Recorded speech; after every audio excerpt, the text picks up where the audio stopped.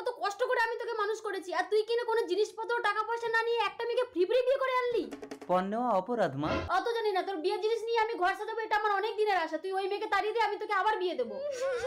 যেও না অজান্তা। অন্তর, ওই মেয়েকে যদি ঘরে ঢোকাস আমি কিন্তু এই ঘরে থাকবো না। ঠিক আছে মা, তোমাকে আমি আলাদা করে ঘর বানিয়ে দেবো। অন্তর, অন্তর। ছেলে যখন ঘর থেকে বেরিয়ে যাবে আমি তখন ঘরে আগুন লাগিয়ে দেবো, তাহলে এই ডাইনিটা পুড়ে মরবে আর আমি আমার ছেলেকে আবার বিয়ে দিয়ে জিনিসপত্র টাকা পয়সা কত কিছু দেবো। কয়েকদিন পর।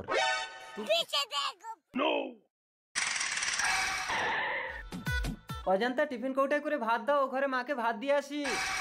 এইবার ওই ঘরে ছেলে আমাকে ভাত দিতে যাবে আর ডাইনিটা এই ঘরে একা থাকবে, ওকে আগুনে পুড়িয়ে মারবো। যাই মশাটা নিয়ে। অন্তর, কাজ থেকে কষ্ট করে এসেছো, তুমি ঘরে বিশ্রাম করো, আমি মাকে ভাত দিয়ে আসছি। সাবধানে যাবে। এবার তুই পুরো মর ডাইনি। কে কোথায় আছে? ছুটে আসো, ঘরে আগুন লেগে গেছে, আমার বৌমাকে বাঁচাও। এ কি, ঘরে আগুন লাগলো কি করে মা?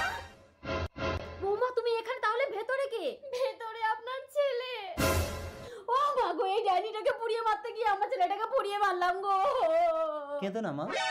মা, আমি জানি তো তুমি কেমন, আর সেই জন্যই আমি পেছনের দরজাটা খোলা রেখেছিলাম। আর তোমার এই অত্যাচারের জন্য বাবা গলায় দড়ি দিয়ে মরেছিল। ছি, আমি এত নিচ, আমার এই পৃথিবীতে বাঁচার কোনো অধিকার নেই, আমি মরতে যাচ্ছি। অজান্তা, মা, আপনি যাবেন না। অপরাধীকে শাস্তি পেতে দাও অজান্তা। আমাকে শাস্তি পেতে দাও বৌমা। আপনি যে আপনার ভুল বুঝতে পেরেছেন, এটাই আপনার শাস্তি মা। বৌমা তুমি ভগবান। মা।